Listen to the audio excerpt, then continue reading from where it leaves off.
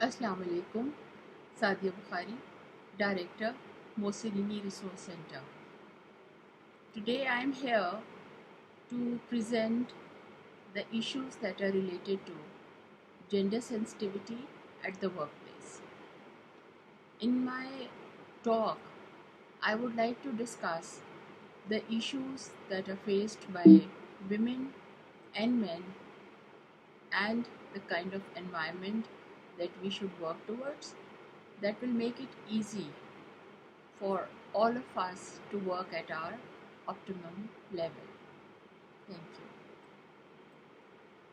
The aim, therefore, of the presentation is to demonstrate how an effective, humane, institutional policy on gender sensitivity in the workplace should operate. Because, as you know, more and more women are coming into the workforce, and increased leadership and participation of women in all areas is going to affect their lives.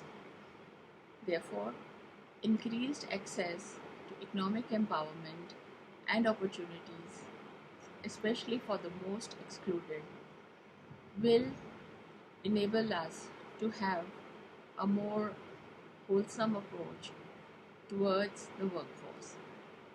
Especially, it will help us prevent violence against women and girls, and it will expand access of women and girls, victims, survivors, services.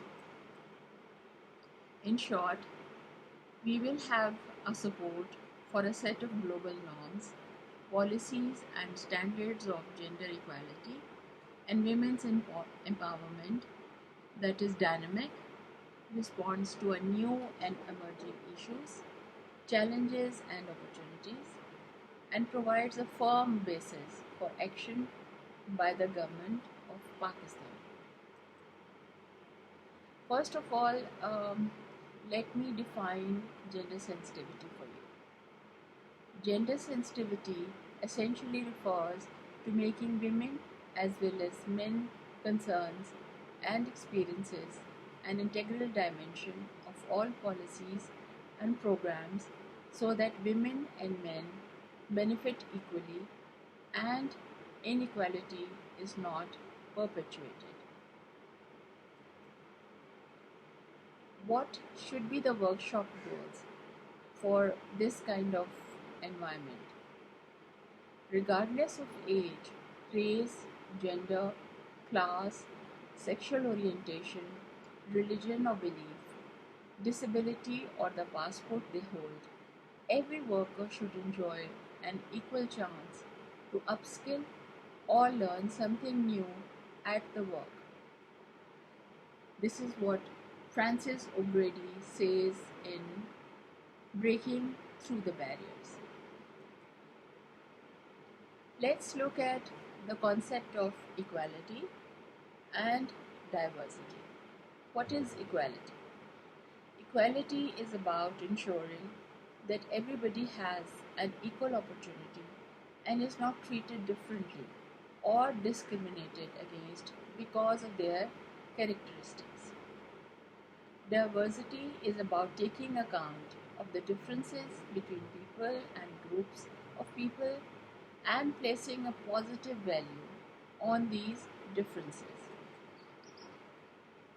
How is inclusive growth ensured when we ensure that there is gender sensitivity at the workplace? Number one, most of the positive attributes associated with development, that is, rising productivity, growing personal freedom and mobility, and innovation, require increasing the participation of the excluded group. Pakistan's inclusive growth targets require women participation in the workplace to rise from a current 26% to 45%.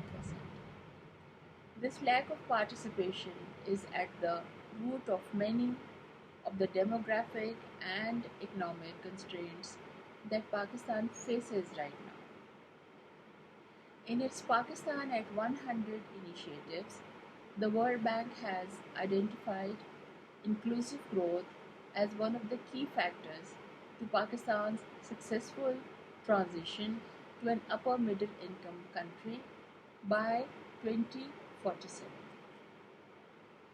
Therefore, it is being empirically evident that there is a broad consensus that no country can progress without the full participation of women and other excluded groups in public life. Let's look at the social perspective for women in the workplace in Pakistan. Pakistan is essentially a patriarchal society where men are the primary authority figure and women are subordinate. Pakistani women, therefore, lack social value and status because of negation of their roles as producers and providers in the society. What do we have in the economic perspective? In the economic perspective, women are predominantly employed in agriculture, followed by manufacturing, and then the service sector in Pakistan. The debates involving the impact of digitalization and automation, if any, focus only on the service sector. Even within this sector, urban women are favored, although they are fewer in number than the rural women workers. The Constitution of Pakistan, which is the most important legal document, guarantees equal status to both men and women and speaks of women's rights. Article 25 of the Constitution clearly states all citizens are equal before law and are entitled to equal protection of law. There shall be no discrimination on the basis of sex alone. Nothing in this article shall prevent the state from making any special provision for the protection of women and children. Where the Constitution guarantees equality, freedom, rights, and dignity to all its citizens, its actual spirit is not in practice, and women are subjugated to marginalization in all social, cultural, economic fields. Pakistan's population has surged to more than 207 million persons. Of them, 51.2% are male, 48.8% are female, and 0.05% are transgender. Around 64% of the population is younger than 30, and 29% are aged between 15 to 29 years. The labor market expansion will be at a fast rate, and 2.1 million jobs need to be annually created for labor supply. Under this scenario, we also need to look at the kind of facilities that are available to women in the education sector. The number of out-of-school children is as high as nearly 5.1 million at the primary level and 6.5 million, nearly 5 million and 6.3 million at the middle, high and higher secondary levels respectively. In the primary to higher secondary levels, 49% of the population are out-of-school girls compared with 40% population of schoolboys. There are improvements at the tertiary level with more girls than boys attending university. In this scenario, this is just a worm on the hook in the marriage market, because instead of these educated women being translated into becoming a workforce, there is this concept of a doctor bride. People like to prefer and pursue women who are doctors. But once they are married, the in-laws and the husband do not allow them to work. Status of women employment in Pakistan, therefore, the employment to population ratio is 20% for female workers and 64% for male workers. The EPR represents the share of unutilized labor in an economy. Pakistan's current labor underutilization rate for women workers is 80%, which is huge. The gender gap, according to Electoral Rolls 2018, is 46.73 million female voters as compared to 59.22 male voters. Thus, the gender gap is 12.5 million. It's huge. What are the debates for empowerment? Number one debate is the fight for constitutional rights. Number two, for legislative rights. Number three, women's political representation. Changes in the laws on marriage, divorce, and custody of children. The fight against military dictatorship and rising Islamization. In the international scenario, the Fourth World Conference on Women endorsed gender mainstreaming as a critical and strategic approach for achieving gender equality commitments. Beijing Declaration and Platform for Action mandates all stakeholders in development policies and programs, including UN organizations, member states, and civil society actors, to take action in this regard. Additional commitments are embodied, and they are as follows. Outcome of the 23rd special session of the General Assembly, the Millennium Declaration, and a variety of resolutions and decisions of the UN General Assembly, the Security Council, the Economic and Social Council, and the Commission on the Status of Women. Pakistan is a signatory to the Universal Declaration of Human Rights, the Committee on the Elimination of All Forms of Discrimination Against Women, International Covenant on Civil and Political Rights, the Sustainable Development Goals.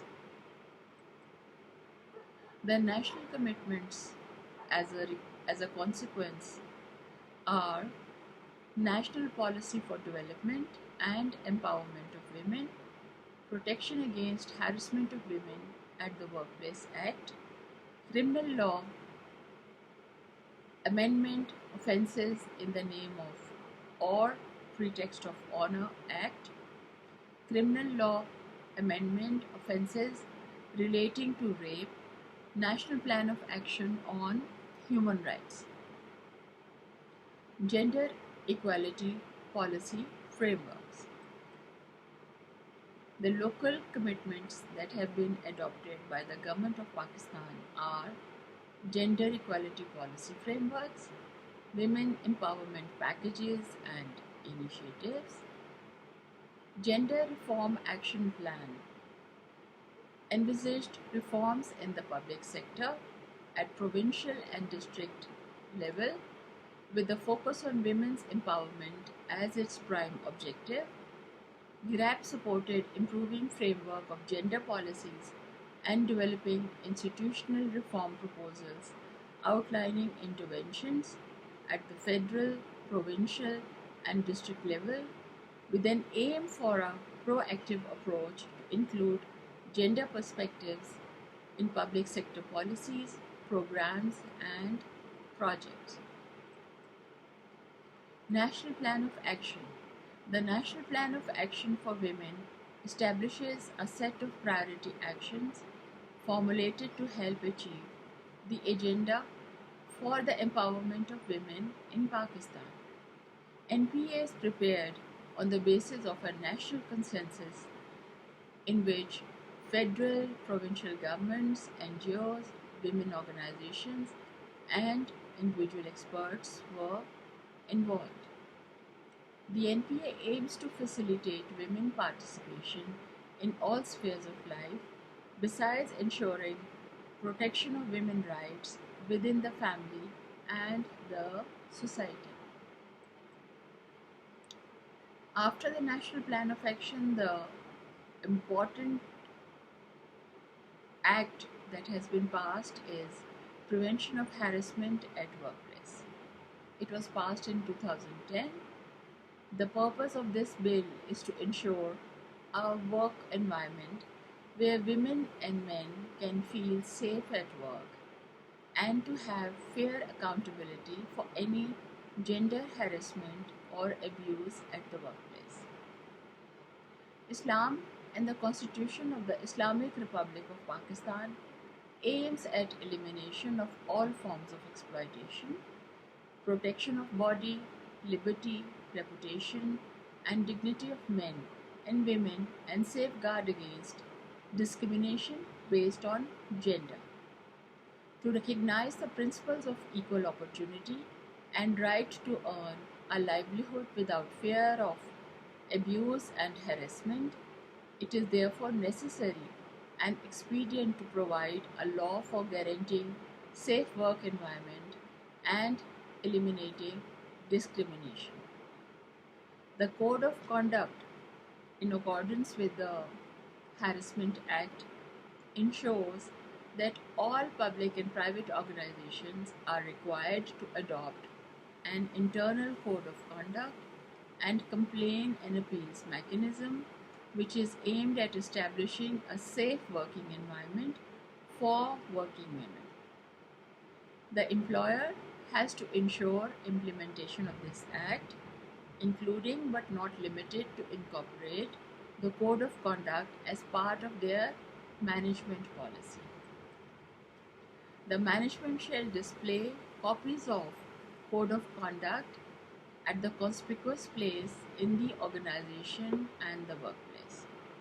On failure of an employer to comply with this provision, the employer shall be liable to fine, which may extend to 100,000 rupees but shall not be less than 25,000 rupees.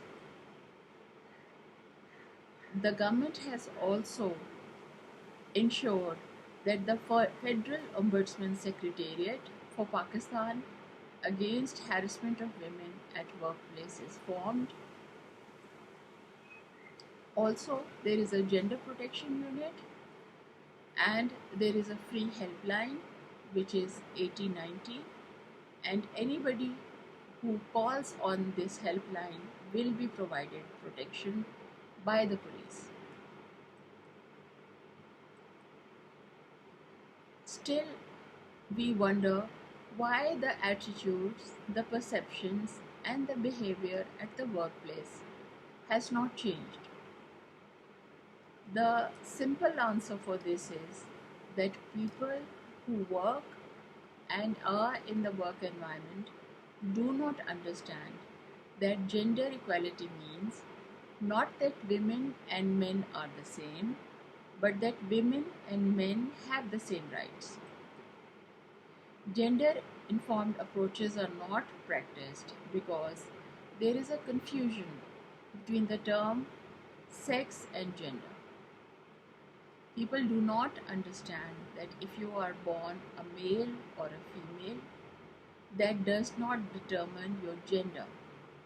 The power that is attached to your socio-economic status determines your gender.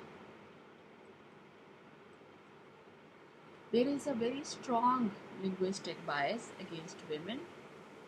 Specific terms that are used like chairman, salesman, fireman, housewife, waiter, waitress, spokesman, businessman, they should be not promoted. Instead, we should use gender neutral terms. For instance, instead of chairman, we should say chairperson. Instead of salesman, we should say salesperson. Instead of housewife, we should say housemaker. Instead of a waiter, we should say wait staff. Instead of a spokesman, we should say spokesperson. Instead of a businessman, we should say business person. There is a very important aspect of how media representation of women is done. Maybe some of you are aware, but for the rest who are not, I would like to divulge upon the male gaze phenomena. The male gaze is the act of depicting women and the world in the visual arts and in literature from a masculine, heterosexual perspective that presents women as sexual objects, chiefly for the pleasure of the male viewer. Men control the brush in the history of painting, and men control the camera and thus the angle through which a woman is viewed. Woman is a spectacle and man is the bearer of that look. This attitude is taught and perpetuated in every institution and form of media art and literature. The position of women in relation to patriarchal myth, symbolic language, and male fantasy thus becomes firmly ingrained in the society. Objectification dismembers women, leads them not to be viewed as a person, puts women at risk of sexual oppression and violation. In the professional world, the media-saturated images contribute to negatively impact a female's intellectual capabilities. Light summer dresses, a walk on the pavement, a bus ride, all become opportunities for objectification, regardless of the observer's own sex. Males as well as females comment on women in the public spaces, which is very unfortunate. Resultantly, the enhanced culture of female objectification paints women as mere recipients of male desire, leading to an insensitive environment for women workforce. Therefore, we need to very clearly understand what it means when the term sexual harassment is used. Sexual harassment means any unwelcome sexual advance, request for sexual favor, verbal or physical conduct, or gesture of a sexual nature, or any behavior of a sexual nature that might reasonably be expected or be perceived to cause offense or humiliation to another. When such conduct interferes with work, is made a condition of employment, or creates an intimidating, hostile, or offensive work environment. While typically involving a pattern of behavior, it can take the form of a single incident as well. Sexual harassment may occur between persons of the opposite or same sex.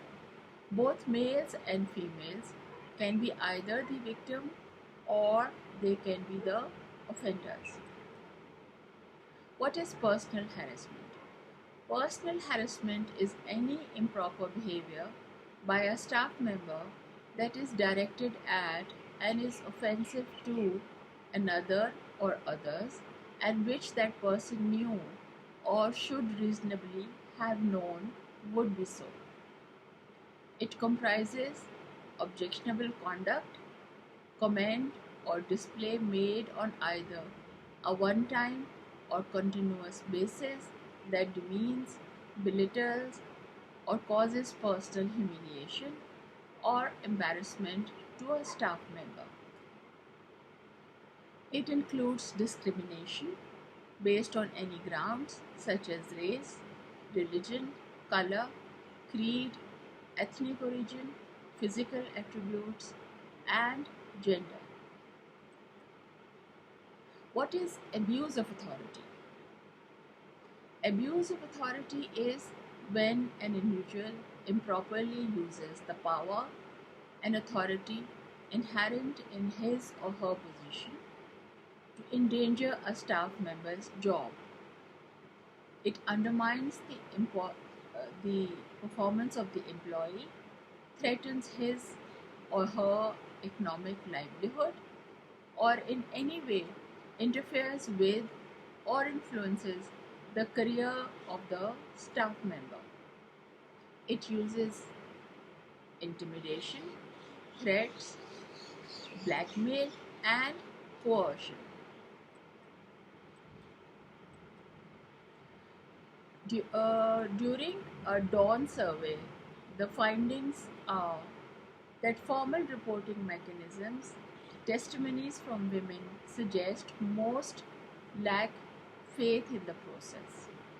Only 17% of those who experienced harassment approached their organization's internal inquiry committees, despite 59% reporting that their managements do take harassment seriously. Most women expressed worry that managers wouldn't sanction harassers and their work situations would not improve. Most women felt they would not be believed during investigations or warned perpetrators had support in the high places. So, majority of the women don't find it in themselves to go forward and file these harassment reports. What should be the role of civil servants in this regard? Management of sexual harassment at workplace is an important task for senior officials because sexual harassment, once occurred, can cause very serious problems within the office. It can create physical and psychological problems for the victim and can cause reputational harm and financial loss in terms of low productivity, high turnover to the department or ministry. The worst thing which an organization can face as a result of sexual harassment at workplace is litigation in the court of law. Therefore, the senior officials should recognize that consensual, intimate relationships involving those in direct reporting line are not appropriate in office setting. They may have negative repercussions on the morale of the office and may constitute in and of themselves an abuse of authority. Such consensual relationships involving a direct reporting line that may currently exist must be addressed immediately. If such cases exist or begin, they should be brought to the attention of the Sexual Harassment Committee on a strictly confidential basis so that any perception of abuse of authority can be addressed. In essence, the senior officials should clearly communicate to all their staff that a gender sensitive policy exists to ensure a positive working environment in which harassment does not occur, to assure prompt action to the adherence of this policy, to assist in the informal resolution of complaints, to take action to prevent recurrence if something like this happens within the office. At the organizational level, gender friendly policies should ensure gender parity in recruitment and promotions.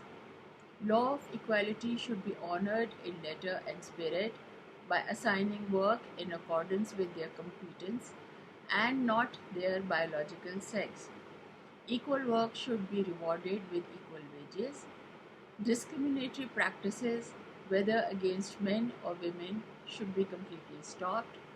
Women-friendly policies like flexibility in working hours, parental leaves, and work from home should be ensured. The recommendations that I would like to make are that only 10% of women have post-secondary education. More educated women are more likely to get better quality jobs. Therefore, emphasis on post-secondary education for women is a priority. The country is expressing demographic dividend, and its benefits could only be reaped after gender mainstreaming is encouraged through promoting gender sensitivity at the workplace. A dialogue must be set in motion between policymakers, employers, and women, workers, feminist researchers, activists, and labor activists, whereby they look into how increased digitalization and automation may impact women workers. The Millennium Development Goals target reducing maternal mortality ratio to 150 is yet to be achieved by the government. Emphasis on health sector is crucial for economic growth. Fertility decline related behavioral change efforts are also critical, in addition to improved service delivery to enable women to have healthier lives and secure better economic opportunities. The government must implement anti-early age marriage laws and invest in transforming behavior of parents and society on such practices. This will allow girls to have more years of education and have better reproductive health outcomes. Language is heavily loaded with a bias against women. Therefore, use of gender-neutral terms needs to be encouraged. This battle of women, along with all genders, oppressed by violent ideas through objectification of their bodies that turn actions into policies, has to be resisted. The right to frame women's stories and selves in the light that they choose should be achieved through provision of an enabling environment for them. Establishment of a concept and logical framework for capacity development of government servants to promote gender sensitivity through attitudinal change is the response that will make implementation of policies a reality. Thank you very much.